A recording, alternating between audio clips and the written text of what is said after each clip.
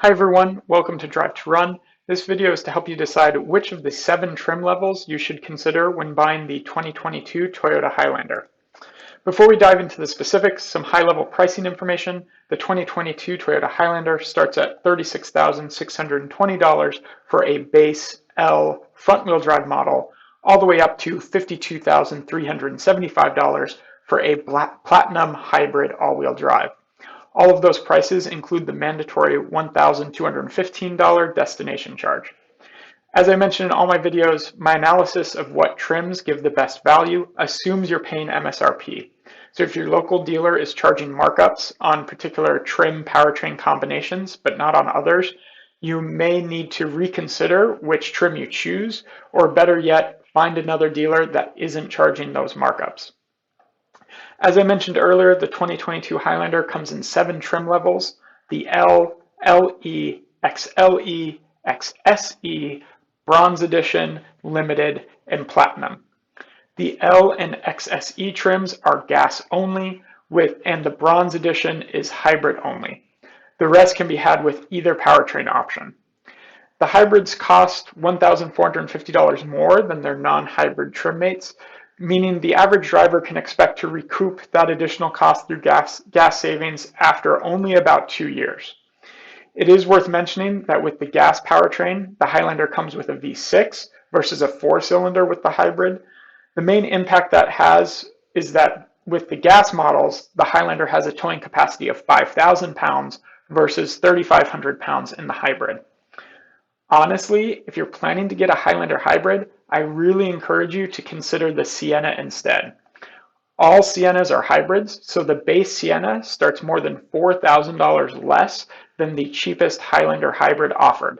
That's a significant savings, and yet you get significantly more cargo capacity while getting the exact same fuel economy and towing capacity as the Highlander hybrid. Feel free to click the link on the screen or in the description below to check out my video on the 2022 Sienna trims and to learn more.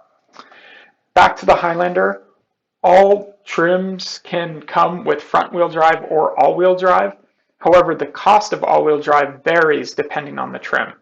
For the L, LE, XLE, and Bronze Edition, all-wheel drive only costs $1,600 more, but for the XSE, Limited, and Platinum trims, it costs $1,950 more. The added cost of all-wheel drive makes sense on the XSE and gas versions of the Limited and Platinum trims, as those do come with a torque vectoring all-wheel drive system, which the lower trims don't have. However, on the hybrid versions of those trims, I haven't seen any documentation that indicates it comes with a different all-wheel drive system, so the extra $350 Toyota charges for all-wheel drive on the hybrid Limited and Platinum trims seems to be unjustified. Finally, before diving into the various trims, you should note that the trim, and in some cases even the powertrain you select, will dictate which passenger configuration you can get.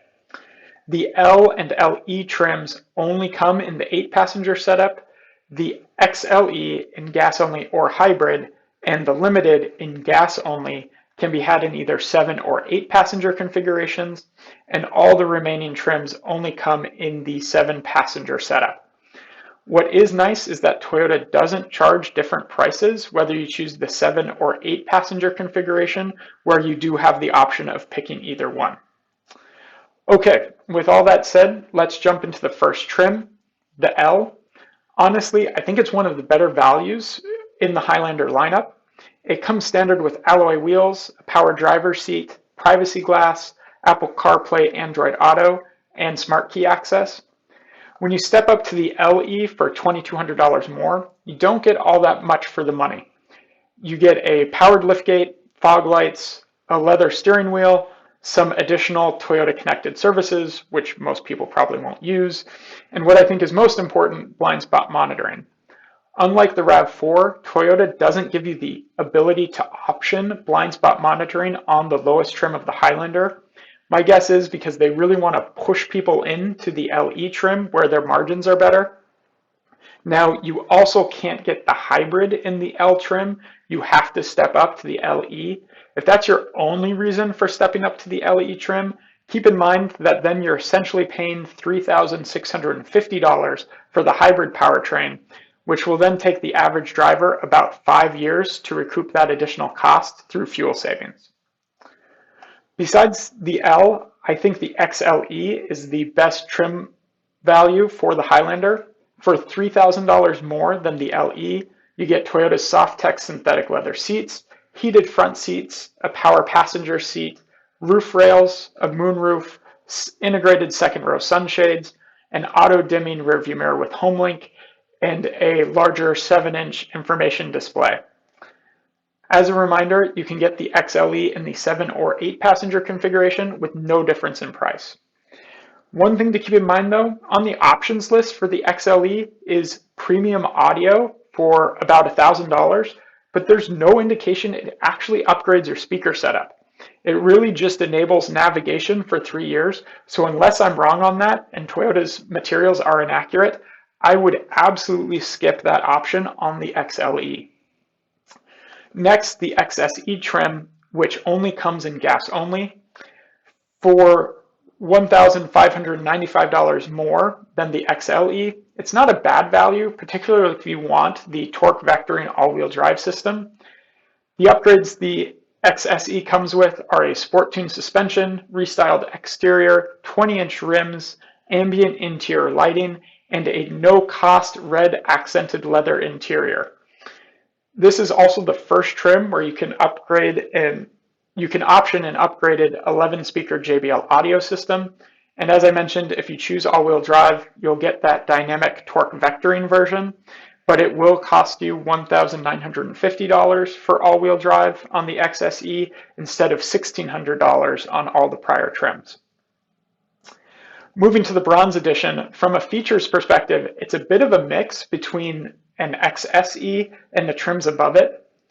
The Bronze Edition, which only comes in hybrid, costs $1,680 more than the gas-only XSE, which is more than the typical $1,450 Toyota charges for the hybrid versions of other trims, but you do get a bit of a unique package here. While you go back to 18-inch rims and lose the restyled bumpers and sport-tuned suspension, you do get a hands-free power tailgate, rain-sensing wipers, reverse auto-tilt side mirrors with puddle lights, and a digital rearview mirror. Some of these features are found only on the limited or platinum trims. Personally, I've never found hands-free tailgates or rain-sensing wipers to be all that helpful, and the other features don't mean that much to me. But the Bronze Edition is certainly a good way to get some of those features exclusive to the upper trims within a more reasonably priced alternative if they matter to you. However, it is important to note that you'll be limited to 3 exterior color options and 1 interior color option on the Bronze Edition. The limited trim costs $2,350 more than the XSE, and you do get quite a bit for that amount. Compared to the XSE, you get ventilated front seats, a heated steering wheel, noise-reducing front side windows, reverse auto-tilt side mirrors with puddle lights, a hands-free power tailgate, front and rear parking sensors with auto braking, and the 11-speaker JBL audio system. When you step up to this trim, you also have the ability to option other features like a 360-degree camera system and larger center touchscreen. If you're an audiophile or live in a more extreme hot climate, I think the limited trim could certainly be compelling. Also, as a reminder, in the gas-only limited Highlander, you can pick between the 7 or 8-seat configuration. However, in the hybrid version, only the 7-seat configuration is available. Finally, the Platinum trim. This costs $3,200 more than the limited, and for that you get a panoramic moonroof, adaptive headlights, digital rearview mirror, heated second row seats, a heads-up display, rain-sensing wipers, and the larger center touchscreen with 360-degree cameras. I would really only step up to the Platinum if you absolutely must have a panoramic moonroof, as it's the only trim that offers it. In summary, of the 7 Highlander trims offered, I'd really only consider the L trim if you don't need Softex, the XLE trim if you do want Softex and some other nice features, and then finally the limited trim if you do plan to do gas only and want the torque vectoring all-wheel drive. I personally wouldn't choose the XSE or Platinum because they are 7-passenger only, and since the third row in the Highlander has minimal legroom and such little cargo space when that third row seat is up, I'd rather have the second row bench seat to increase the overall utility of the vehicle, but I know that I'm in the minority on that. The only trim that I'd really advise against is the LE trim because I just don't think the value for money is there, particularly if you're only stepping up to the LE in order to get a hybrid. As I mentioned earlier, if you're planning to get a Highlander hybrid, I generally advise against it and encourage you to consider the Sienna instead.